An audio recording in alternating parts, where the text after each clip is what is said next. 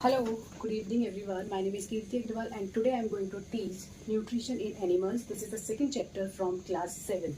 So we'll start with this chapter. Okay, so first again we'll understand what is nutrition. Nutrition which gives us energy, which contains certain components which gives us energy so that we can do the daily work. ठीक है, पिछले chapter में हमने पढ़ा था कि कितने type के न्यूट्रिशन होते हैं. तो ऑटोट्रॉपिक होते हैं और हेटरोट्रॉपिक. ऑटो और हेटरो. अब हेट्रो में क्या है, अब बेसिकली हम हेट्रो में आते हैं, ये तो क्लियर है क्योंकि हम एनिमल्स हैं, हम प्लांट्स पे डिपेंडेंट है और एनिमल्स पे डिपेंडेंट है, अदर एनिमल्स पे. ठीक है, तो अब हेट्रो में भी तीन कैटेगरी हैं, हर्बीवोरस, कार्नी एंड ओमनी. अब हर्बीवोरस कौन से होते हैं? हर्बीवोरस वो होते हैं जो सिर्फ प्लांट्स पे डिपेंड होते हैं. ठीक है, कार्नी कौन होते हैं? जो एनिमल्स पे डिपेंड करते हैं. एंड ओमनी जो प्लांट्स और एनिमल्स बोथ. राइट, तो जो सिर्फ प्लांट्स पे डिपेंड करते हैं वो होते हैं हर्बीवोर्स. जो ओमनीवोर्स होते हैं जो एनिमल्स भी खाते हैं और प्लांट्स भी, साग सब्जी वेजिटेबल सब कुछ खाते हैं, फ्रूट्स वगैरह ये सब प्लांट से जो भी मिलता है वो तो लेते ही हैं, इसके अलावा एनिमल्स को भी खाते हैं. तो वो हो गए ओमनीवोर्स. कार्निवोर्स जो सिर्फ एनिमल, दूसरे एनिमल पे डिपेंड होते हैं एंड प्लांट्स पे डिपेंड होते हैं, वो हो गए हमारे हर्बीवोर्स. ठीक है, क्लियर है. अब नेक्स्ट अब हम पढ़ते हैं कि न्यूट्रिशन की रिक्वायरमेंट क्यों है? ताकि हमें एनर्जी मिले. ठीक है, अब जो भी न्यूट्रिशन हमने इनटेक किया, अब वो हमारे बॉडी के अंदर जाके कैसे उसको डाइजेस्ट करता है और डाइजेशन के बाद कैसे हमें एनर्जी मिलती है, क्या उसका प्रोसेस है. तो बेसिकली अब हम इस चैप्टर में पढ़ेंगे कि एनिमल्स में डाइजेशन कैसे होता है. ठीक है, तो एनिमल में डाइजेशन होने के 5 स्टेप्स है. फर्स्ट है इंजेशन. इंजेशन में क्या है? बेसिकली लेट्स से रोटी, हमने एक चपाती खाई या फिर तो जो भी है हमने खाना खाया, वो हमने इंजेक्ट किया, मीन्स टेकन किया with the help of mouth. हमने माउथ की हेल्प से उस खाने को खाया. उसके बाद क्या होगा? डाइजेशन. डाइजेशन में क्या है कि उस फूड को जो हमने खाया वो छोटे छोटे पीसेस में खाया, अब लेकिन बॉडी के हिसाब से उसको और छोटा करना है, तो इसीलिए डाइजेशन में क्या होगा? ब्रेक डाउन होगा फूड का. ठीक है, इसके बाद थर्ड स्टेप क्या है? थर्ड स्टेप है हमारा एब्जॉर्प्शन. कि जब ब्रेक डाउन हो गया, फूड कंप्लीटली ब्रेक डाउन हो गया. कैसे हुआ है? क्योंकि पहले वो माउथ में गया, फिर फूड पाइप के थ्रू स्टमक में आया, स्टमक में बहुत सारे एसिड्स रिलीज हुए, वो मिक्स हुए, फिर उसका लिवर ने भी एक एसिड रिलीज करा, पैनक्रिएटिक एसिड्स ने भी कुछ, पैनक्रिएटिक ग्लैंड ने भी कुछ एंजाइम्स रिलीज करे, कुछ एसिड्स मिक्स होके मतलब फाइनली वो ब्रेक डाउन हो गया कंप्लीट. अब वो एब्जॉर्प्शन के मतलब वो बॉडी ने उसको एब्जॉर्ब कर लिया और उसके बाद हो गया एसिमिलेशन. एसिमिलेशन में क्या होता है कि थ्रू आउट द बॉडी, मतलब कंप्लीट बॉडी को डिस्ट्रीब्यूशन हो गया, मतलब to the each and every cell of the body हमारा जो फूड है वो पहुंच चुका है. और उसके बाद जो रिमेनिंग है वो क्या हो गया? हमारा इजेशन हो गया. इजेस्ट हो गया यानी कि रेक्टम के थ्रू बाहर प्रोसेस हो गया, बाहर निकल गया. ठीक है, तो हमें ये 5 स्टेप्स पढ़ने हैं. बेसिकली इंजेशन में क्या है? फूड को इंटेक किया, डाइजेशन में break down of food, absorption में जो भी उसमें एनर्जी है वो एब्जॉर्ब करना और उसको पूरी बॉडी में डिस्ट्रीब्यूट करना, और फिर इजेक्शन करना. ठीक है, अब ये होता कैसे है? माउथ से कैसे वहां जाता है, फिर उसमें क्या होता है स्टमक में, स्टमक से स्मॉल इंटेस्टाइन में क्या होता है, स्मॉल इंटेस्टाइन के बाद लार्ज इंटेस्टाइन में क्या होता है, लार्ज इंटेस्टाइन के बाद रेक्टम में जाता है. तो ये जो प्रोसेस है इसको हम थोड़ा सा डीप में पढ़ेंगे. ठीक, नाउ अब हम पढ़ेंगे डाइजेस्टिव सिस्टम के बारे में. ठीक है, तो हमारा जो कंप्लीट डाइजेस्टिव सिस्टम है ये 2 पार्ट्स में डिवाइड होता है. ठीक है, 2 पार्ट्स में कैसे डिवाइड होता है कि डाइजेस्टिव सिस्टम में 1 part is alimentary canal. This start from mouth and end at rectum. Rectum पे एंड होती है और यहाँ से एक, मतलब एलिमेंट्री कैनाल का मतलब होता है कि एक बहुत बड़ा पाइप है जो कि यहाँ से शुरू हो रहा है और यहाँ पे एंड हो रहा है. तो उस कंप्लीट और इसी कंप्लीट ट्रैक्ट के अंदर हमारा डाइजेशन हो रहा है, तो इसलिए इसको बोलते हैं हम एलिमेंट्री कैनाल. ठीक है, इसके अलावा इसमें 3 ग्लैंड्स एसोसिएट होती हैं, salivary gland, pancreas and liver.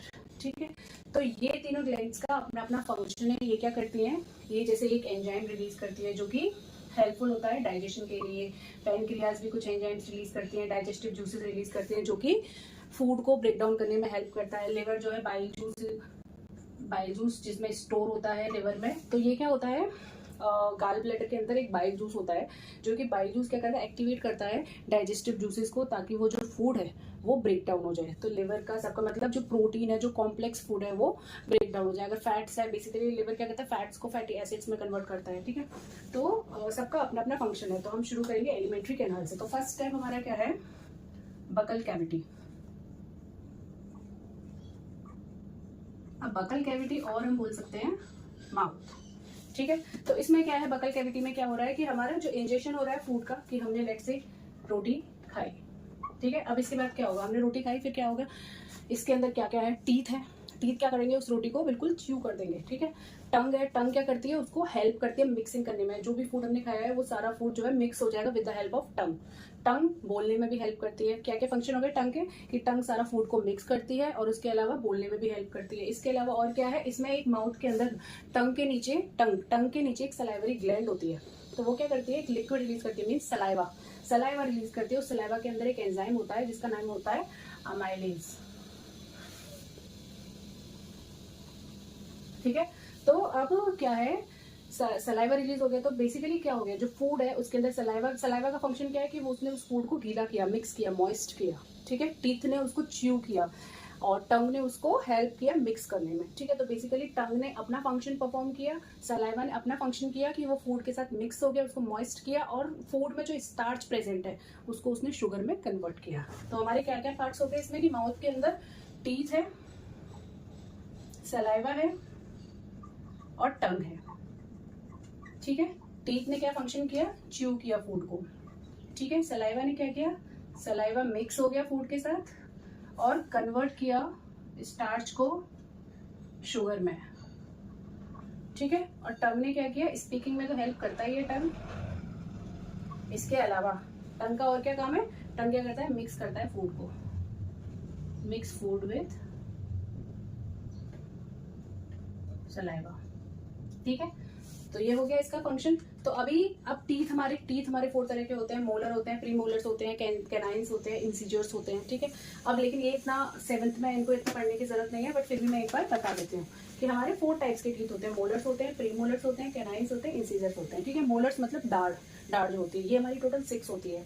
Canines जो होते हैं वो हमारे 2 होते हैं, इंसिजर्स हमारे 4 होते हैं और प्रीमोलर्स भी हमारे 4 होते हैं, ठीक है। अब इनके फंक्शंस क्या होते हैं, मोलर और प्रीमोलर जो होते हैं वो फूड को च्यू करते हैं, दाढ़ तो च्यू करने में ही हेल्प करती है, ठीक है। और कैनाइन्स क्या करते हैं, उसको बिल्कुल चीर फाड़ देते हैं, पियर्सिंग करती है, ठीक है। एंड इंसिजर्स क्या करते हैं, कटिंग और बाइटिंग के काम आते हैं। तो ये हो गया हमारे फूड के फंक्शन। और जो हमारे पूरे लाइफ टाइम स्पेन में क्या होते हैं, टीथ जो होते हैं हमारे 2 तरह के होते हैं, एक तो मिल्क टीथ, एक परमानेंट टीथ। मिल्क टीथ जो होते हैं वो अप टू 8 ईयर्स तक आते हैं, उसके बाद मतलब 6 to 8 ईयर्स तक रहते हैं और फिर वो फेल ऑफ हो जाते हैं, मतलब गिर जाते हैं। उसके बाद नए टीथ जो आते हैं वो हमारे होते हैं परमानेंट टीथ, ठीक है। बाकी सलाइवा का फंक्शन हमें पता ही है, टंग का पता ही है। नेक्स्ट इसके बाद क्या होगा, फूड अब हमारा च्यू हो चुका है कंप्लीटली, और अब वो इस पाइप के थ्रू, पाइप को क्या बोलते हैं, फूड पाइप, और इसको बोल सकते हैं ईसोफेगस। अब देखो फूड हमने च्यू कर लिया, वो माउथ के अंदर है, वो फूड पाइप के थ्रू स्टमक में सिर्फ तभी जाएगा जब एक पेरिस्टाल्टिक मूवमेंट हम करेंगे, मीन्स हम ऐसे करेंगे, जब तक हम ये एक्शन नहीं करेंगे तब तक फूड यहाँ अटका रहेगा और पेट के अंदर नहीं जाएगा, ठीक है। तो ये किसके थ्रू होता है, ईसोफेगस के थ्रू, फूड पाइप के थ्रू। तो बेसिकली फूड माउथ के अंदर पूरा च्यू हुआ कंप्लीटली, सलाइवा मिक्स हुआ और फिर फूड पाइप के थ्रू ये कहाँ आ गया, स्टमक में। अब स्टमक में नेक्स्ट कहाँ जाएगा हमारा फूड पाइप से स्टमक में। अब स्टमक में इस फूड के साथ क्या हो रहा है, ठीक है। तो ये स्टार्ट करने से पहले एक बार रिवाइज कर लो, समझ लो कि अभी तक हमने क्या किया। Nutrition in animals, basically animals में न्यूट्रिशन कैसे मिलता है, हेटरोट्रॉपिक के थ्रू। हमारे पास न्यूट्रिशन के 2 टाइप होते हैं, ऑटोट्रॉपिक, हेटरोट्रॉपिक। हेटरोट्रॉपिक के अंदर हम आते हैं क्योंकि हम प्लांट्स और एनिमल्स दोनों पे डिपेंड हैं, इसीलिए हम हेटरोट्रॉपिक में बिलोंग करते हैं, ठीक है। न्यूट्रिशन से हमें एनर्जी कैसे मिलती है, क्योंकि बॉडी में एक प्रोसेस होता है जिससे हमें वो जो न्यूट्रिशन है बॉडी में जाता है और एनर्जी हमें देता है, ठीक है। तो अब एनर्जी मिलने के लिए उस बॉडी के अंदर क्या प्रोसेस हो रही है, उस प्रोसेस को पढ़ने के लिए हम क्या पढ़ेंगे, डाइजेस्टिव सिस्टम, ठीक है, डाइजेस्टिव सिस्टम। और डाइजेस्टिव सिस्टम का फर्स्ट पार्ट क्या है हमारा, हम स्टार्ट करते हैं माउथ से। तो सबसे पहले रोटी चपाती जो भी हमने खाया वो माउथ में गया, माउथ को और क्या बोल सकते हैं, बकल कैविटी, ठीक है। बकल कैविटी में गया। अब बकल कैविटी में क्या हो गया, टंग है, टीथ है और सलाइवा है। सलाइवा कहाँ से निकलता है, सलाइवरी ग्लैंड एक्सक्रीट करती है। सलाइवरी ग्लैंड हमारी लोकेटेड होती है टंग के नीचे, ठीक है। तो वो क्या करती है, मॉइस्ट करती है, स्टार्च को ब्रेक करती है, शुगर में कन्वर्ट करती है। बेसिकली हम जो रोटी खाते हैं उसको बिल्कुल सूखा सूखा रहेगी वो, तो उसको गीला करने के लिए सलाइवा कंटिन्यूसली सीक्रेट रिलीज होता है, ठीक है। टंग क्या करती है, उस फूड को मिक्स करती है, अच्छे से मिक्सिंग कर देती है फूड के। और टीथ क्या करते हैं, उसको छोटे छोटे टुकड़ों में पीसेस करते हैं। तो टंग, टीथ और सलाइवा तीनों मिक्स करके फूड को बिल्कुल पेस्ट बना देते हैं, मतलब बिल्कुल उसको ब्रेक डाउन कर देते हैं, ठीक है। ये हो गया। टंग का और क्या फंक्शन है, टंग स्पीकिंग में हेल्प करती है।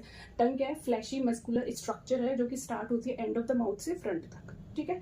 क्लियर हो गया। टीथ के बारे में और क्या है कि टीथ हमारे 4 टाइप्स के होते हैं, premolar, molar, canines and incisors, ठीक है। ये हो गया क्लियर। क्या फंक्शंस है, प्रीमोलर, मोलर क्या होते हैं, जो हमारी दाढ़ होती है, इनके फंक्शंस होते हैं कि पियर्सिंग करते हैं, कटिंग करते हैं, ठीक है। बाकी इंसिजर्स और कैनाइन्स क्या करते हैं, इनको बिल्कुल बाइटिंग करने में हेल्प करते हैं। ठीक है। इसके बाद नेक्स्ट पार्ट आया हमारा फूड पाइप। अब वो जो फूड है वो हमने एक पेरिस्टाल्टिक मूवमेंट किया जिससे फूड हमारा अंदर गया स्टमक में पाइप के थ्रू, ठीक है। पाइप को और क्या बोल सकते हैं, इसोफेगस, ठीक है। अब फूड आ गया हमारा स्टमक में। अब स्टमक में क्या होता है, तीन चीज़ें होती हैं। तीन चीज़ें क्या होती हैं कि स्टमक में एक तो ना HCl जूस, HCl एसिड जो है वो रिलीज होता है, ठीक है। एक होता है mucus, mucus, HCl acid, hydrochloric acid, और एक होता है डाइजेस्टिव जूसेस। तो ये क्या होती है, म्यूकस का क्या रोल है। म्यूकस क्या होता है, म्यूकस बेसिकली हम बोल सकते हैं जैसे हमारी जो रनिंग नोज होती है उसमें जो लिक्विड होता है दैट वी कॉल म्यूकस, ठीक है। तो ये हमारी पूरी बॉडी में फिल हो रखा है अच्छे से, ठीक है। और ये हमारे बॉडी को एक्चुअली प्रोटेक्ट करता है, सेव करता है। तो म्यूकस का क्या काम है, जब एसिड रिलीज होता है, HCl रिलीज होता है स्टमक में, तो स्टमक की जो लाइनिंग है, स्टमक की जो लाइनिंग है इसको ये प्रोटेक्ट करता है, क्योंकि म्यूकस चारों तरफ भरा हुआ है तो वो उसको प्रोटेक्ट करता है कि एसिड से कोई हार्म ना हो, ठीक है। एसिड क्यों रिलीज हो रहा है, एसिड क्या एक्टिवेट करता है, डाइजेस्टिव जूसेस को, मींस एसिड्स रिलीज होते हैं, कुछ जूसेस रिलीज होते हैं और वो क्या करते हैं हमारे फूड के साथ मिक्स होते हैं। जो फूड पेस्ट जो कि फूड पाइप के थ्रू आया है, फूड पाइप से जो फूड आया है उसके साथ ये एसिड्स मिक्स हो जाते हैं और उसको और छोटे छोटे पीसेस में तोड़ देते हैं और उसको डाइजेस्ट कर देते हैं अच्छे से, ठीक है। उसके बाद नेक्स्ट फंक्शन आता है लिवर का। लिवर में क्या होता है, बाइल जूस होता है जो कि गाल ब्लैडर में स्टोर होता है, गाल ब्लैडर के अंदर स्टोर रहता है। तो ये क्या करता है, बाइल जूस बेसिकली ये भी मिक्स हो जाता है और हेल्प करता है, ठीक है, फूड को और डाइजेशन करने में। और इसमें जो भी अच्छे प्रोटीन्स हैं, फैट्स है तो फैट्स को फैटी एसिड में कन्वर्ट कर दिया, प्रोटीन्स को अमीनो एसिड्स में कन्वर्ट कर दिया और एब्जॉर्प्शन चालू कर देते हैं कि इसमें जो न्यूट्रिएंट्स हैं उनको एब्जॉर्ब करना चालू कर देते हैं। तो ये फंक्शन होता है बेसिकली, लिवर का फंक्शन होता है फैट को फैटी एसिड्स में कन्वर्ट करने का, ठीक है। क्लियर है। अभी हम नेक्स्ट पढ़ेंगे हमारे पैनक्रियास। इसके बाद हमारा जो फूड है वो कहाँ चला जाएगा, स्टमक, स्टमक के बाद जाएगा इसमें स्मॉल इंटेस्टाइन में, स्मॉल इंटेस्टाइन, ठीक है। पढ़ रहे थे लिवर और पैनक्रियास के बारे में, ठीक है। तो लिवर का हमें क्लियर है कि जो फूड हमारा फूड पाइप से स्टमक में गया, स्टमक में तीन चीज़ों ने फंक्शन किया, mucus, HCl acid. HCl acid क्या करता है, बैक्टीरियाज को किल कर देता है जितने भी उस फूड में प्रेजेंट होते हैं और डाइजेस्टिव जूसेस को एक्टिवेट कर देता है। म्यूकस क्या करता है, स्टमक लाइनिंग को प्रोटेक्ट करता है, ठीक है। ये हो गया कंप्लीट। अब इसके बाद फूड आ गया हमारा स्मॉल इंटेस्टाइन में। लिवर का क्या फंक्शन होता है, लिवर में बाइल जूस स्टोर होता है गाल ब्लैडर में। अब बाइल जूस क्या करता है, फैट्स को कन्वर्ट कर देता है, मतलब फैटी एसिड्स में कन्वर्ट कर देता है। और ये जो ग्लैंड होती है ना, ये हमारी ब्राउनिश कलर की होती है और ये लार्जेस्ट ग्लैंड होती है बॉडी की, ब्राउनिश कलर में होती है और ये लार्जेस्ट ग्लैंड ऑफ बॉडी। और जो पैनक्रियाटिक ग्लैंड होती है, पैनक्रियास वाली जो ग्लैंड होती है वो हमारी थोड़ी क्रीमी कलर में होती है, ठीक है, क्रीमी कलर में होती है। और ये क्या करते हैं, पैनक्रियाटिक जूस रिलीज करते हैं, पैनक्रियाटिक जूस रिलीज करते हैं जो कि हेल्प करते हैं कार्बोहाइड्रेट को, प्रोटीन्स को और फैट्स को। बेसिकली जो लिवर है इसमें ब्राउनिश कलर की होती है ग्लैंड, इसमें क्रीम कलर की होती है। और ये जो ग्लैंड होती है सबसे लार्जेस्ट ग्लैंड होती है बॉडी की। पैनक्रियास क्या करते हैं, पैनक्रियाटिक जूस रिलीज करते हैं जो कि क्या करते हैं, कार्बोहाइड्रेट को शुगर में कन्वर्ट करेंगे, प्रोटीन को अमीनो एसिड्स में कन्वर्ट करेंगे, ठीक है, और फैट को फैटी एसिड्स में, फैट को फैटी एसिड्स। एक और चीज़ हम पढ़ लेते हैं। अब यहाँ पे जैसे स्टमक में जो फूड था, HCl एसिड के अटैक की वजह से क्या हुआ था कि पूरा फूड का जो नेचर है वो एसिडिक हो गया था, ठीक है।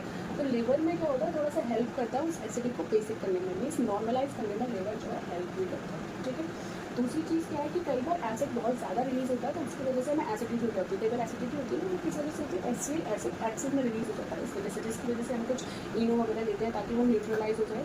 एसिड मतलब बेस का अटैक करते हैं ताकि एसिड का बेस मिलकर न्यूट्रलाइजेशन प्रोसेस हो जाए, न्यूट्रल हो जाए, सॉल्ट वाटर रिलीज हो, ठीक है। तो ये हो गया पैनक्रियास का फंक्शन। अब क्या हुआ, स्टमक के बाद जब स्मॉल इंटेस्टाइन में फूड आया तो उसके बाद क्या प्रभाव आया, स्मॉल इंटेस्टाइन, ठीक है। अब स्मॉल इंटेस्टाइन जो है इसका सबसे मेजर रोल है, मतलब ये वाइटल रोल प्ले करता है in the digestion of food. सबसे मेन जो डाइजेशन होता है वो यही होता है, मेन जो डाइजेशन हो रहा है वो यही होता है। क्यों, क्योंकि इसमें जो ये है स्मॉल इंटेस्टाइन, ये है पूरे 9 metre long, 7.5 metre, 9 metre long का वो पूरी होती है, ठीक है। एलिमेंट्री टनल जो होती है वो होती है हमारी 9 मीटर लॉन्ग, ये होती है हमारी 7 अप्रॉक्सीमेट, सबकी हाइट के हिसाब से थोड़ी सी वेरिएशन जो होता है 7.5 मीटर लॉन्ग अप्रॉक्सीमेटली बोल सकते हैं। तो अब क्या है इसमें, ये जो इनर लाइनिंग है ना, इनर लाइनिंग जो होती है, फिंगर लाइक प्रोजेक्शंस आए, फिंगर लाइक प्रोजेक्शंस आए, ये क्या होती है, ये होती है वेन, ठीक है। मतलब स्मॉल इंटेस्टाइन की जो इनर लाइनिंग होती है, इनर लाइनिंग को बोलते हैं वेन। और ये जो क्या करती है, ये कुछ डाइजेस्टिव जूसेस रिलीज करती है, ध्यान से सुना, ठीक है, अभी तक यही हो रहा था, स्टमक में HCl रिलीज हुआ, डाइजेस्टिव जूसेस हुए, लिवर ने भी कुछ बाइल जूस रिलीज करा, पैनक्रियास ने भी पैनक्रियाटिक जूसेस रिलीज करी। अब इन स्मॉल इंटेस्टाइन में जो फिंगर लाइक प्रोजेक्शन है हमारा, जिसको भी हम विली बोलते हैं, ये क्या है, इनर लाइनिंग है हमारी स्मॉल इंटेस्टाइन की, और ये क्या करते हैं, ये भी डाइजेस्टिव जूसेस रिलीज करती है। वही सेम कि डाइजेस्टिव जूसेस क्या करते हैं, जो भी कार्बोहाइड्रेट अब बचा है, रिमेनिंग जो भी कार्बोहाइड्रेट बचा है, जो भी प्रोटीन बचा है, जो भी फैट बचा है, अगेन ये किसमें कन्वर्ट हो जाएंगे, फैटी एसिड्स में, अमीनो एसिड्स में, और ये शुगर। ठीक है, मतलब कंप्लीट डाइजेशन हो गया हमारा, कंप्लीट डाइजेशन हो जाता है हमारा कहाँ पे, स्मॉल इंटेस्टाइन। ठीक है, और ये क्या होती है, ये हाईली कॉइल स्ट्रक्चर होती है, हाईली कॉइल। देखो कितनी कॉइलिंग, ऐसे कॉइलिंग हो रही है इसमें, ऐसे कॉइलिंग है, तो मतलब हाईली कॉइल्ड स्ट्रक्चर है ये। क्या है ये, हाईली कॉइल्ड स्ट्रक्चर है। कंप्लीट डाइजेशन जो हो रहा है हमारा वो स्मॉल इंटेस्टाइन में हो रहा है। ठीक है, उसके बाद जितना भी डाइजेस्टिव फूड है, वो अब रेडी हो गया किस चीज़ के लिए, एब्जॉर्प्शन के लिए। हमने स्टेप्स पढ़े थे ना, फर्स्ट स्टेप क्या था हमारा, इंजेक्शन, मतलब जिसमें हमने फूड को इनटेक किया। सेकेंड था डाइजेशन, जो कि स्टमक में हुआ, फूड माउथ में भी हुआ, स्टमक में भी हुआ, स्मॉल इंटेस्टाइन में हुआ। अब थर्ड स्टेप है हमारा एब्जॉर्प्शन। अब फूड कंप्लीट डाइजेस्ट हो चुका है, अब इसको एब्जॉर्ब किया जाएगा। इसके लिए विली क्या करती है, हेल्प करती है। विली क्या करती है, अपने सरफेस एरिया को थोड़ा और इंक्रीज कर लेती है, ताकि एब्जॉर्प्शन अच्छे से हो, मतलब इसका जो सरफेस एरिया है इसको और इंक्रीज कर लेती है थोड़ा सा, जिससे कि डाइजेस्टेड फूड का अच्छे से एब्जॉर्प्शन हो। और ये क्या करती है, ब्लड वेसल्स को पास कर देती है, ब्लड वेसल्स को पास कर देती है, हमारे डाइजेस्टेड फूड में जो भी न्यूट्रिएंट्स होते हैं उनको पास कर देती है, ताकि वो ऑल ओवर द बॉडी या फिर ऑल ओवर द मतलब एवरी सिंगल सेल को फूड पहुंच सके। हम फूड खाते हैं माउथ के थ्रू, बट वो हमारे पेट में जाता है, वहाँ डाइजेशन हो रहा है, बट उसकी एनर्जी हमें माइंड में भी मिलती है, हमारे हार्ट को भी मिलती है, हमारी किडनी को भी मिलती है, सब जगह एनर्जी डिस्ट्रीब्यूट होती है। क्यों होती है, क्योंकि जो ब्लड वेसल्स हैं वो बॉडी की एवरी सेल तक उस फूड को डिस्ट्रीब्यूट करते हैं।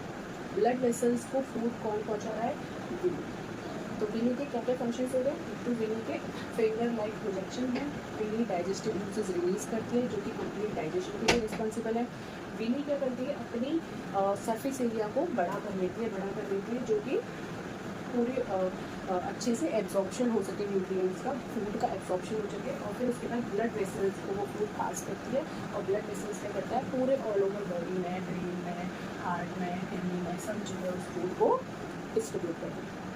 ठीक है, नेक्स्ट स्टेप है एसिमिलेशन। नेक्स्ट अब हम पढ़ते हैं लार्ज इंटेस्टाइन के बारे में। ठीक है, तो बेसिकली क्या था, स्मॉल इंटेस्टाइन में हमारा हाईली कॉइल्ड स्ट्रक्चर है, कंप्लीट डाइजेशन जो होता है वो स्मॉल इंटेस्टाइन में हो गया। ये क्या करते हैं, कार्बोहाइड्रेट को, फैट को, प्रोटीन को कन्वर्ट कर देते हैं, और बिल्कुल कंप्लीट हो जाता है डाइजेशन ऑफ फूड, और इसमें एब्जॉर्प्शन हो जाता है। जो वॉल्स हैं स्टमक, ये स्मॉल इंटेस्टाइन की जो वॉल है वो कंप्लीट एब्जॉर्प्शन कर लेती है फूड का, जिसमें, और फिर उसको डिस्ट्रीब्यूट करती है with the help of villi to the blood vessel, और ब्लड वेसल्स क्या करते हैं, पूरे बॉडी में, पूरी सेल तक वो फूड को डिस्ट्रीब्यूट कर देते हैं।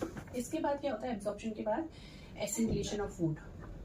अब एसिमिलेशन में क्या हो रहा है, जो ईच सेल के पास जो फूड जा रहा है वो उस फूड को यूटिलाइज करते हैं, और फिर क्या करते हैं, complex food, complex substance form करते हैं, जो कि होता है प्रोटीन। ठीक है, क्या होता है कि फूड हमारा अच्छे से डिस्ट्रीब्यूट हो गया each and every part of the body, और उसके बाद वो अच्छे से एसिमिलेट हो जाता है, मतलब वो उसको यूटिलाइज कर लेते हैं। Utilisation of food is called assimilation, कि उस फूड को उन्होंने अच्छे से यूटिलाइज कर लिया, तो हमने इसको बोला एसिमिलेशन। ठीक है, अब लार्ज इंटेस्टाइन में क्या हुआ, अब फूड आ गया हमारा लार्ज इंटेस्टाइन में, ये हो गया लार्ज इंटेस्टाइन। ये होती है हमारी अप्रॉक्स 1.5 मीटर लॉन्ग। अब इसमें क्या होता है, कंप्लीट डाइजेशन ऑफ फूड तो हमारा स्मॉल इंटेस्टाइन में ही हो चुका है। अब रिमेनिंग कुछ भी अनडाइजेस्टेड फूड है, वो फिर इसमें डाइजेस्ट हो जाता है, और इसके अंदर से वाटर, मिनरल, सॉल्ट्स जो भी प्रेजेंट होते हैं उन सबको बॉडी क्या करती है, एब्जॉर्ब कर लेती है। Means large intestine 1.5 metre long होती है, और इसमें जो भी फूड प्रेजेंट होता है हमारा, उसको कंप्लीट डाइजेशन हो जाता है, वाटर, मिनरल, सॉल्ट जो भी होता है वो बॉडी एब्जॉर्ब कर लेती है, अगेन एसिमिलेट कर लेती है, एसिमिलेशन भी हो जाता है। तो ये हो गया, और लास्ट स्टेप क्या होता है, फिर ये जाता है रेक्टम में, और रेक्टम में क्या होता है, जो भी हमारा रिमेनिंग वेस्ट है, जिसको वेस्ट किसे बोलते हैं, जिसकी बॉडी को जरूरत नहीं है, तो वो हमारा रेक्टम के थ्रू पास हो जाता है। ठीक है, और इसको हम बोलते हैं इजेशन। ये हो गया हमारा 5th स्टेप। फर्स्ट स्टेप क्या था, इंजेक्शन, फूड को इंटेक करना है, डाइजेशन जो कि स्टमक में भी हुआ, माउथ में भी हुआ, स्मॉल इंटेस्टाइन में भी हुआ। उसके बाद एब्जॉर्प्शन हमारा स्मॉल इंटेस्टाइन में हुआ, एसिमिलेशन हुआ, उसके बाद हुआ हमारा इजेक्शन जो कि रेक्टम के थ्रू जब वेस्ट पास हो गया तो हमने उसको बोल दिया इजेक्शन। ठीक है, तो ये है हमारा complete process of digestive system. Digestive system में क्या है, 5 स्टेप्स हैं। पहले माउथ में फूड जाता है, फिर ईसोफेगस में, फिर स्टमक में, फिर स्मॉल इंटेस्टाइन, फिर लार्ज इंटेस्टाइन और फिर रेक्टम। इसमें 3 स्टेप्स होते हैं। इसमें टीथ होते हैं, टंग होती है और सलाइवरी ग्लैंड जो सलाइवा रिलीज करता है, वो तीनों रिलीज करके फूड को अच्छे से प्रोसेस कर देते हैं, बाइट कर देते हैं। फिर स्टमक में भी 3 चीज़ें होती हैं, म्यूकस, एचसीएल एसिड और डाइजेस्टिव जूसेस। एचसीएल एसिड क्या करता है, बैक्टीरिया पे अटैक करता है, किल कर देता है और डाइजेस्टिव जूसेस को जनरेट कर देता है। और फिर क्या होते हैं, म्यूकस हमारी स्टमक लाइन को प्रोटेक्ट करती है। ठीक है, यहाँ पे डाइजेशन। उसके बाद स्मॉल इंटेस्टाइन में आया। और इसके अलावा लिवर और पैनक्रियाज जो होते हैं वो भी अपने अपने जूसेस को स्मॉल इंटेस्टाइन में भेजते हैं ताकि और अच्छे से डाइजेशन हो। कौन से जूसेस, पैनक्रियाज तो पैनक्रियाटिक जूसेस रिलीज करते हैं। ठीक है, और लिवर जो है बाइल जूस जो कि ब्लैडर में स्टोर होता है, उस बाइल जूस को रिलीज करता है। तो ये सारे जूसेस डाइजेस्टिव जूसेस हैं और ये क्या करते हैं, उस फूड के साथ मिक्स होते हैं। और इनर लाइनिंग जो है यानी कि विली जो है, विली भी कुछ डाइजेस्टिव जूसेस रिलीज करती है। अगेन ये सब क्या करते हैं, कार्बोहाइड्रेट को शुगर में कन्वर्ट कर देते हैं, प्रोटीन को अमीनो एसिड्स में और फैट को फैटी एसिड्स में। कंप्लीट डाइजेशन जो होता है स्मॉल इंटेस्टाइन में होता है। उसके बाद फूड पास हुआ हमारा लार्ज इंटेस्टाइन में, उसमें अगर कुछ भी थोड़ा बहुत रह गया तो वहाँ हो जाता है और वाटर मिनरल सॉल्ट का एब्जॉर्प्शन भी हो जाता है। एब्जॉर्प्शन होने के बाद विली हेल्प करती है ब्लड वेसल्स के थ्रू पूरी बॉडी में उसको डिस्ट्रीब्यूट करवा देती है और वहाँ फिर वो उसको एसिमिलेट भी कर लेते हैं, मतलब every cell of the body उस फूड को यूटिलाइज कर लेती है। और उसके बाद क्या होता है, जो अनवेस्टेड जो फूड होता है वो रेक्टम के थ्रू पास आउट हो जाता है, जिस स्टेप को हम बोलते हैं इजेक्शन। तो ये हो गया आपका कंप्लीट डाइजेस्टिव सिस्टम। अब हम पढ़ते हैं और एनिमल्स में डाइजेस्टिव सिस्टम कैसे वर्क करता है। ठीक है, इसी के साथ ये चैप्टर कंप्लीट होता है। हमने इसमें डाइजेशन पढ़ा अमीबा में, ह्यूमन बींग्स में और ग्रास ईटिंग एनिमल्स में। ये चैप्टर मैंने बहुत लेंथी तरीके से इसलिए पढ़ाया डिटेल में ताकि आपको अच्छे से पूरा चैप्टर समझ आए। तो अगर आप ये पूरा वीडियो अच्छे से देख लोगे तो आपको एक्स्ट्रा कुछ भी पढ़ने की ज़रूरत नहीं है क्योंकि मैंने ऑल ओवर सब कुछ इसमें कवर किया है। ठीक है, थैंक यू। तो नेक्स्ट अब हम पढ़ेंगे डाइजेशन इन ग्रास ईटिंग एनिमल्स। ठीक है, तो ग्रास ईटिंग एनिमल्स जैसे कि अपने काव, बफेलो, इनमें कैसे डाइजेशन होता है। मतलब हमने ह्यूमन बींग का तो पढ़ लिया कि ह्यूमन बींग में कैसे डाइजेशन होता है, कि स्टमक में जा रहा है, फिर स्मॉल इंटेस्टाइन में जो भी प्रोसेस है हमने पढ़ लिया। अब ये ग्रास ईटिंग एनिमल जैसे काव, बफेलो, इन सब में कैसे होता है तो वो हम स्टडी करेंगे। तो इसमें क्या होता है, काव, बफेलो, ये सब जो ग्रास ईटिंग एनिमल्स हैं ये क्या करते हैं, इनमें एक र्यूमेन स्ट्रक्चर होता है। मतलब इनके स्टमक को क्या बोलते हैं, र्यूमेन। ठीक है, इनका जो स्टमक है उसको हम बोलते हैं र्यूमेन। बेसिकली वहाँ पे फूड स्टोर होता है। ठीक है, तो ये क्या करते हैं, सबसे पहले माउथ के थ्रू च्यू करते हैं। ठीक है, अब ये च्यू नहीं करते, ये क्या करते हैं, डायरेक्ट इसको स्वेलो कर लेते हैं, मतलब निगल जाते हैं। तो ये ग्रास ईटिंग एनिमल्स काउ क्या करती है कि जैसे फूड को सबसे पहले स्वेलो कर लेती है with the help of mouth, food pipe, और उसको स्टमक यानी कि ह्यूमन में स्टोर कर लेती है। ये क्या करते हैं, ऐसे नहीं करते कि खाते जा रहे हैं और बाइट करते हैं। ये क्या करते हैं, एक साथ स्वेलो करके पहले पेट में रख लेते हैं और फिर धीरे धीरे उसको खाते हैं। मतलब अपने र्यूमेन से वापस माउथ में लेके आते हैं और फिर उसको च्यू करते हैं, फिर वापस जाता है वो। समझ आ रहा है, पहले वो उसको स्वेलो करते हैं, स्वेलो करके र्यूमेन में स्टोर कर लेते हैं और फिर र्यूमेन से वापस माउथ में लाते हैं, फिर उसको च्यू करते रहते हैं, आराम से करते रहते हैं। तो ये प्रोसेस को हम क्या बोलते हैं, र्यूमिनेशन। र्यूमिनेशन, इस प्रोसेस में क्या होता है कि जो कर्ड इकट्ठा हो रहा है, कर्ड किसको बोलते हैं, जो हमारा स्वेलो किया है फूड और जिसको स्टोर किया है र्यूमेन के अंदर। र्यूमेन मतलब इनका स्टमक। ठीक है, मैं दोबारा बताती हूँ क्या होता है कि जो ग्रास ईटिंग एनिमल काउ क्या करती है, फूड को च्यू करने की बजाय स्वेलो कर लेती है। स्वेलो करके अपने र्यूमेन में स्टोर कर लेते हैं यानी कि स्टमक में। क्यों करती है स्वेलो, उसको उनको लगता है कि पहले एक साथ पूरा खाना इकट्ठा कर लूँ और फिर अपन धीरे धीरे आराम से खाएंगे। ठीक है, तो वो स्वेलो करके र्यूमेन में इकट्ठा कर लेते हैं और फिर धीरे धीरे क्या करते हैं, वापस र्यूमेन से वापस माउथ में लाते हैं, फिर उसको च्यू करते हैं और फिर वो डाइजेस्ट होता है। ठीक है, तो जब र्यूमेन से वापस माउथ में लाते हैं तो इस प्रोसेस को क्या बोलते हैं, र्यूमिनेशन। और जो स्वेलो फूड, अनडाइजेस्टेड फूड जो ये स्टोर करते हैं र्यूमेन में, उसको बोलते हैं हम कर्ड। ठीक है, तो इस तरह से इनका प्रोसेस होता है। मैं एक बार बता देती हूँ, ये सेक लाइक स्ट्रक्चर होता है। सेक लाइक स्ट्रक्चर मीन्स मतलब एक पूरा बैग सा होता है जिसके अंदर ये स्टोर कर लेते हैं और फूड पाइप और स्मॉल इंटेस्टाइन के बीच में होता है। मतलब जो फूड पाइप होता है और जो इनकी स्मॉल इंटेस्टाइन है इसके बीच में एक सेक लाइक स्ट्रक्चर होता है जिसमें ये सारा फूड इकट्ठा कर लेते हैं और उस फूड को हम बोलते हैं कर्ड और ये इसको बोलते हैं हम र्यूमेन। और जब वापस ये फूड पाइप के थ्रू वापस जब माउथ में जाता है तो उसको क्या बोलते हैं हम, वापस आ गया र्यूमिनेशन प्रोसेस, कि वापस वो माउथ में फिर से प्रोसेस हो रहा है, फिर से उसको च्यू कर रहे हैं, ठीक है, समझ आ गया हमें। तो रुमेन क्या होता है, sac like structure present between the pipe and the small intestine, ठीक है। एनिमल्स च्यू नहीं करते, स्वेलो करते हैं फूड को, फिर धीरे धीरे उसको क्या करते हैं, वापस से च्यू करते हैं माउथ में लाके। इसी प्रोसेस को बोलते हैं रुमिनेशन, ठीक है। रुमिनेंट्स क्या होते हैं, रुमिनेंट्स उन एनिमल्स को कहा जाता है जो स्वेलो करके स्टोर करते हैं फूड को रुमेन में। क्लियर है। तो ये हो गया ग्रास ईटिंग एनिमल में डाइजेशन कैसे होता है, ठीक है। नेक्स्ट हम पढ़ेंगे अमीबा में डाइजेशन कैसे होता है। अमीबा में क्यों पढ़ रहे हैं हम, क्योंकि ये तो हमने पढ़ लिया हेटेरोट्रॉपिक का, अपने एनिमल्स में पढ़ लिया, ग्रासलिंग। जो यूनिसेलुलर होते हैं, मतलब जिनमें सिर्फ एक ही सेल होती है, जिसमें ऐसे नहीं होता कि हार्ट भी है, लंग्स भी हैं, किडनी भी है, जिसमें मल्टी सेलुलर ऑर्गेनिजम्स हैं, तो जिनके पास सिर्फ एक ही सेल होती है, मतलब उसी से डाइजेशन करते हैं, उसी से हार्ट भी सांस लेते हैं, उसी से फिल्ट्रेशन भी हो रहा है, उसी से सब कुछ सारे काम हो रहे हैं, तो यूनिसेलुलर ऑर्गेनिजम्स को बोलते हैं हम, जिनमें एक ही सेल होती है, फॉर एग्जांपल अमीबा। तो अब ऐसे सेल्स में कैसे डाइजेशन होता है वो हम पढ़ते हैं। नेक्स्ट अब हम पढ़ते हैं कि यूनिसेलुलर ऑर्गेनिजम्स में कैसे डाइजेशन होता है। तो फॉर एग्जांपल अमीबा, अमीबा क्या है, माइक्रोस्कोपिक ऑर्गेनिज्म होता है, बिल्कुल माइक्रोस्कोप से ही हम इसको देख सकते हैं, वैसे नहीं दिखाई देगा, ठीक है। इसमें एक क्वालिटी होती है, ये ना अपनी शेप अपने हिसाब से चेंज कर लेता है, मतलब इसकी शेप चेंज होती रहती है, अपने आप मॉडिफाई करता रहता है, ठीक है, और ये अपनी पोजीशन भी चेंज करता रहता है, ठीक है। ये सिंगल सेल है, सिंगल सेल का मतलब कि सारे जो फंक्शन होते हैं, रेस्पिरेशन का हो गया, डाइजेशन का हो गया, फिल्ट्रेशन का हो गया, ट्रांसपोर्टेशन का हो गया, सारे फंक्शन ये एक सेल ही परफॉर्म करती है, ठीक है।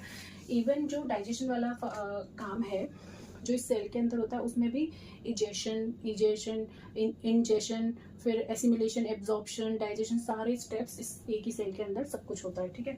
तो ये अपनी शेप चेंज कर लेता है। अब इसका स्ट्रक्चर कैसे हुआ, अमीबा का स्ट्रक्चर हुआ, सेंटर में न्यूक्लियस, ये साइटोप्लाज्म, ये जो है सेल मेम्ब्रेन, जो आउटर वॉल है that is cell membrane, this is nucleus and this is cytoplasm, jelly like structure हो गया, ठीक है।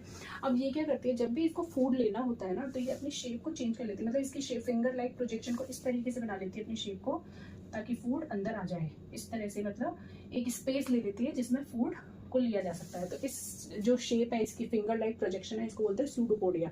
तो सूडोपोडिया हेल्प करता है फूड को एंगल्फ करने में। अगर ये फूड है तो ये इस तरह से अपनी शेप बना लेती है ताकि ये फूड इधर इसके अंदर आ जाए, और फिर ये इसको ओपन कर देती है इस वॉल को, और ये फूड जो है अंदर आ जाता है, ठीक है। फिर क्या होता है, ये यहाँ पे मिक्स होता है फूड, और फिर जो साइटोप्लाज्म है उसके साथ डिस्ट्रीब्यूट हो जाता है, मतलब उसके साथ अच्छी तरह से मिक्स हो जाता है, और वहीं फिर एब्जॉर्प्शन हो जाता है, और जो एसिमिलेशन है मतलब हर पार्ट को डिस्ट्रीब्यूट हो जाता है पूरी बॉडी में, और उसके बाद जो वेस्ट होता है वो थोड़ा थोड़ा बाहर निकल जाता है अनडाइजेस्टेड फूड। समझ आएगा। तो क्या है, क्या प्रॉपर्टीज है इसकी, ये यूनिसेलुलर होता है, माइक्रोस्कोपिक होता है, एक ही सेल होती है, स्ट्रक्चर ये होता है, न्यूक्लियस, साइटोप्लाज्म, सेल मेम्ब्रेन, ये अपनी शेप चेंज कर लेता है। शेप कैसे चेंज कर देता है, ये सूडोपोडिया बना देता है जो कि फूड को एंगल्फ करता है, फूड अंदर जाता है, न्यूक्लियस के साथ मिक्स होता है, बेसिकली सेल के साथ मिक्स हो रहा है, ठीक है। और फिर वो जो फूड है वो यहाँ डाइजेस्ट होता है, यूटिलाइज किया जाता है बॉडी के द्वारा, और फिर उसके बाद क्या होता है, जो वेस्टेज होता है वो बाहर हो जाता है। तो यहाँ एब्जॉर्प्शन और एसिमिलेशन दोनों प्रोसेस हो रहे हैं, और इजेशन ये हो रहा है, ठीक है। तो और इसकी अमीबा जो है वो एब्जॉर्ब करता है डाइजेस्टिव फूड को, और जितने भी उसके फंक्शंस होते हैं बॉडी के उनको परफॉर्म करता है, जैसे कि मल्टीप्लिकेशन करना, मतलब और प्रोडक्शन करना, मतलब और अपने जैसे और माइक्रोस्कोपिक ऑर्गेनिजम्स को बढ़ावा देना, और जो डेली की मतलब इसकी ग्रोथ को करना, और डेली रूटीन के जो इनके फंक्शंस होते हैं, ट्रांसपोर्टेशन, रेस्पिरेशन, डाइजेशन, उन सब एक्सक्रीशन, उन सबको परफॉर्म करना किससे करता है, with the help of food. और फूड किससे मिलता है, सूडोपोडिया के थ्रू। क्लियर है, ठीक है। तो अभी नेक्स्ट बढ़ते हैं, नेक्स्ट वो पढ़ते हैं टूथ डिके। टूथ डिके क्या होता है, मतलब दांतों का डिके होना धीरे धीरे। तो वो किसकी वजह से होता है, ये ग्रेजुअल प्रोसेस है। ग्रेजुअल मीन्स बहुत धीरे धीरे होता है, ऐसा नहीं है कि फटाक से तुमने कुछ करा तुम्हारे दांत खराब हो गए। ये बहुत ही ग्रेजुअल प्रोसेस है टीथ का, जो कि टूथ डिके करता है बहुत धीरे धीरे। क्यों करता है, क्योंकि हमारा जो लेफ्ट ओवर फूड होता है, मतलब हमने कोई भी मील ली, खाना खाया, और हमारा जो लेफ्ट ओवर फूड माउथ में रह गया, तो वो क्या करता है, वहाँ फिर बैक्टीरिया डेवलप हो जाते हैं, और फिर वो जो बैक्टीरिया है उसको डाइजेस्ट करने की कोशिश करते हैं, और जब डाइजेस्ट करने की कोशिश करते हैं तो क्या करते हैं, कुछ एसिड रिलीज करते हैं, और वो जो एसिड है वो अटैक करता है हमारी टीथ पे, इस वजह से हमारे टूथ डिके होता है। समझ आया कि हमारा जो भी लेफ्ट ओवर फूड दांतों में फंसा रह जाता है, वहाँ बैक्टीरिया डेवलप हो जाते हैं, और वो एसिड रिलीज करते हैं, और वो एसिड जो है वो टूथ डिके करता है, तो इसीलिए टूथ डिके होता है। तो मेन कॉज क्या है टूथ का, presence of bacteria in the mouth, ठीक है। और इसकी वजह से हमें सीवियर पेन हो सकता है, सीवियर पेन हो सकता है, और कई बार क्या हो सकता है कि टूथलेस भी हो सकते हैं हम, कि वो दांत टूट ही जाए। तो इसके प्रिवेंशन क्या है, प्रिवेंशन ये है कि ब्रश करनी चाहिए twice a day, brush twice a day, और जब भी खाना खा रहे हो उसके बाद फ्रेश करना चाहिए अपना माउथ, मतलब थोड़ा सा पानी पीना चाहिए या फिर कुल्ला करना चाहिए, फ्रेश करना चाहिए माउथ को, ठीक है। तो एवरी सिंगल टाइम जब भी आप मील ले लो तो अपना मुंह अच्छे से क्लीन करो, अपना माउथ अच्छे से क्लीन करो, clean your mouth after every meal, ठीक है। तो ये इसके तरीके। और कभी कभी 3 मंथ्स में डॉक्टर पे, डेंटिस्ट पे चेकअप भी करवाओ कि आपके दांत हेल्दी हैं या नहीं है। नेक्स्ट हम पढ़ते हैं कि हमें जब वोमिटिंग होती है तो फूड अपोजिट डायरेक्शन में क्यों मूव करता है, मतलब फूड वोमिटिंग हमें माउथ के थ्रू होती है। तो क्या होता है कि हमने तो हमेशा पढ़ा है कि पेरिस्टाल्टिक मूवमेंट होता है, जो कि फूड पाइप से स्टमक के अंदर फूड जाता है, ठीक है। तो फूड पाइप से स्टमक के अंदर फूड जा रहा है, ओके। बट समटाइम्स क्या होता है, एंटी पेरिस्टाल्टिक मूवमेंट भी होता है कि जब वो रिफ्यूज करता है स्टमक, पेट को, जब हम अनहेल्दी फील करते हैं और वो रिफ्यूज कर रहा है स्टमक, तो क्या होता है कि एंटी पेरिस्टाल्टिक मूवमेंट होता है, जिसकी वजह से क्या होता है, वो जो फूड है वो अपोजिट डायरेक्शन में मूव करता है। फूड पाइप से फूड ऐसे जा रहा है बट वो फिर अपोजिट डायरेक्शन में मूव करता है फूड, और उस टाइम पे क्या होता है कि जो रिफ्लेक्स है वो क्लोज कर देती है अदर वॉल्स को, मतलब कि वो जो वॉमिटिंग है जो वापस माउथ के थ्रू जा रही है वो ट्रकिया में या फिर लंग्स में ना फैल जाए, इसलिए रिफ्लेक्स ग्लोटिस को पूरी तरह से क्लोज कर देती है, ठीक है। तो इस वजह से हमें वॉमिटिंग होती है कि कई बार क्या होता है कि फूड हमारा गया और हमें नहीं अनईजी लग रहा है, तो वो क्या होता है कि वो फूड वापस से एंटी पेरिस्टाल्टिक मूवमेंट के थ्रू अपोजिट डायरेक्शन में मूव करता है, हमारे माउथ के थ्रू निकलता है, और इस ड्यूरेशन में क्या होता है कि हमारा जो रिफ्लेक्स है वो ग्लोटिस को बिल्कुल क्लोज कर देता है। ग्लोटिस क्या होती है, एक स्पेस है, एक वे है जहाँ से ट्रकिया या ये ट्रकिया बेसिकली मतलब लंग्स के अंदर कुछ ना जा पाए, इसलिए वो पूरे रास्ते क्लोज कर देते हैं और फूड पाइप के थ्रू वापस माउथ के थ्रू हमें वोमिटिंग हो जाती है, ठीक है, क्लियर है। जो सलाइवा ट्रीटेड राइस होते हैं, देखो एक तो होते हैं हमारे नॉर्मल बॉइल्ड राइस, ठीक है, नॉर्मल बॉइल्ड राइस, एक होते हैं हमारे saliva treated rice. Saliva treated rice basically मैं क्या बताना चाह रही हूँ आपको कि जो अब राइस है, राइस में क्या होता है, स्टार्च होता है, ठीक है। तो मैं आपको बताना चाह रही हूँ, हमने लास्ट चैप्टर में स्टार्च का एक टेस्ट किया था कि जब हम स्टार्च में आयोडीन सॉल्यूशन डालते हैं तो वो ब्लू हो जाता है, ठीक है। तो इस राइस में भी स्टार्च है, अगर हम इसमें आयोडीन सॉल्यूशन डालेंगे तो ये भी ब्लू होगा, आयोडीन सॉल्यूशन पे ये ब्लू हो जाएगा। तो अब राइस को हमने खाया तो इसमें ऑब्वियसली माउथ के अंदर सलाइवा प्रेजेंट है, तो अब उसी राइस को हम वापस निकाल के एक प्लेट में रख रहे हैं, तो अब उसमें सलाइवा मिक्स हो गया, राइट। तो सलाइवा ट्रीटेड राइस, तो क्या इस पे भी जब हम आयोडीन का सॉल्यूशन डालेंगे तो क्या ये ब्लू होगा? नहीं होगा। क्यों नहीं होगा? क्योंकि ये जो राइस है इसमें स्टार्च प्रेजेंट है बहुत सारा, ठीक है, जो कि आयोडीन सॉल्यूशन डालने पे ब्लू टर्न हो जाता है। बट इसके केस में क्या हुआ, जो राइस सलाइवा के साथ मिक्स हो गया, तो सलाइवा के अंदर एक एंजाइम होता है दैट इज अमाइलेज। अब ये अमाइलेज एंजाइम क्या करता है, उस स्टार्च को ब्रेक कर देता है, वो जो स्टार्च है उसको ब्रेक करके शुगर में कन्वर्ट कर देता है। तो इस वजह से आयोडीन सॉल्यूशन डालने पे वो ब्लू कलर नहीं देता। समझ आया? जो सलाइवा ट्रीटेड राइस है इसमें क्या हो गया, सलाइवा मिक्स हो गया और सलाइवा में हमारा एक एंजाइम प्रेजेंट होता है अमाइलेज, तो वो क्या करता है, स्टार्च को शुगर में ब्रेक डाउन कर देता है और इसी वजह से ब्लू कलर नहीं आता है, ठीक है। स्टार फिश होती है, स्टार फिश के बारे में एक अमेजिंग फैक्ट है जो कि बुक में गिवन है, मैं बता देती हूँ। तो ये क्या करती है, जब भी इसको भूख लगती है तो ये अपना स्टमक माउथ के थ्रू बाहर निकालती है। इसकी जो कैल्शियम कार्बोनेट से इसकी पूरी शेल के अंदर रहती है, ठीक है। तो स्टार फिश क्या होती है, ये हार्ड शेल से कवर होती है, पूरी हार्ड शेल होती है जिससे ये कवर होती है, और फिर क्या होता है, जो कि बनी होती है हमारी कैल्शियम कार्बोनेट से, ठीक है। और ये शेल को ओपन कब करती है, जब इसको कुछ फूड लेना होता है। तो इसने क्या किया, शेल को ओपन किया, शेल ओपन हुई, अब इसने क्या किया, स्टमक पॉप आउट करा कहाँ से, माउथ से। मतलब ये अपने स्टार्च फिश अपने माउथ से अपने स्टमक को बाहर पॉप आउट करती है। और कोई भी एनिमल जो होता है, मतलब जिनको ये खाती हैं, कोई भी छोटे टाइनी एनिमल जिनको ये खाती हैं, उनको ये एंगल्फ कर लेती हैं और वापस वो स्टमक माउथ के अंदर चला जाता है। समझ आया? तो एक अमेजिंग फैक्ट है कि स्टारफिश क्या करती हैं, बहुत हार्ड शेल से बनी होती है कैल्शियम कार्बोनेट से, और ये क्या करती है, अपनी शेल को ओपन करती हैं और अपना स्टमक बाहर निकालती है, पॉप आउट करते हैं। कोई भी एनिमल है उसको एंगल्फ करती है और फिर वापस स्टमक अंदर चला जाता है माउथ के, और फिर ये क्लोज हो जाती हैं और फिर ये अपना फूड खाती हैं। क्लियर है? अब हम नेक्स्ट पढ़ते हैं डायरिया। डायरिया क्या होती है, डायरिया एक सिचुएशन होती है, मतलब बेसिकली एक सिचुएशन होती है जिसमें हमारा जो स्टूल है वो वाटरी फॉर्म में होता है। स्टूल मीन्स बेसिकली जो हम फ्रेश होते हैं हमारी पॉटी बेसिकली, तो वो बिल्कुल वाटरी फॉर्म में होता है। और ये इसके रीजंस क्या है कि कोई इन्फेक्शन हो गया होता है हमें, जिस वजह से जो हमारा वाटरी स्टूल रिलीज होता है। तो ये एक ऐसी कंडीशन होती है जिसमें वाटरी स्टूल्स अपीयर होता है फ्रिक्वेंटली, बार बार, ठीक है। और इसमें क्या होता है, ये फूड पॉइजनिंग या फिर इन्फेक्शन की वजह से होता है। कॉजेज क्या है, फूड पॉइजनिंग या फिर इन्फेक्शन, ठीक है। और ये इतना सीवियर हो जाता है कई बार कि इसकी वजह से डेथ भी हो जाती है। समझ में आया, ये ऐसी कंडीशन है जिसमें वाटरिंग स्टूल होता है, फ्रीक्वेंटली होता है, रीजन फूड पॉइजनिंग और इन्फेक्शन है। और ये कई बार इतना सीवियर हो जाता है कि इसकी वजह से डेथ भी हो जाती है। क्यों हो जाती है डेथ, क्योंकि वाटरी स्टूल की वजह से बॉडी का जितना भी सॉल्ट है, मिनरल्स हैं, वाटर है, वो सब क्या है, लॉस हो जाता है। सॉल्ट, मिनरल, वाटर सब कुछ जो है वो लॉस हो जाता है बॉडी के अंदर से इस वजह से। तो इस कंडीशन में क्या करना चाहिए, हमें ORS देना चाहिए, oral rehydration solution. Oral rehydration solution हमें देना चाहिए, जो कि कैसे बनता है कि पानी को पहले बहुत गर्म किया, फिर उस पानी को ठंडा किया और फिर उसमें 1 पिंच ऑफ सॉल्ट और शुगर ऐड किया। तो ये जो सॉल्यूशन बनता है इसको बोलते हैं ओरल रिहाइड्रेशन सॉल्यूशन। ये रिहाइड्रेट करता है, मतलब सॉल्ट मिनरल्स वापस बॉडी में जा रहे हैं और वाटर की कमी पूरी हो रही है, ठीक है ना।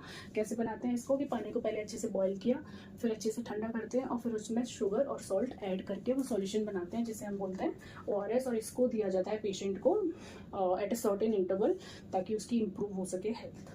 क्लियर। इसी के साथ ये चैप्टर कंप्लीट होता है। हमने इसमें डाइजेशन पढ़ा अमीबा में, ह्यूमन बींग्स में और ग्रास ईटिंग एनिमल्स में। ये चैप्टर मैंने बहुत लेंथी तरीके से इसलिए पढ़ाया है डिटेल में, ताकि आपको अच्छे से पूरा चैप्टर समझ आए। तो अगर आप ये पूरा वीडियो अच्छे से देख लोगे तो आपको एक्स्ट्रा कुछ भी पढ़ने की ज़रूरत नहीं है, क्योंकि मैंने ऑल ओवर सब कुछ इसमें कवर किया है, ठीक है। Thank you.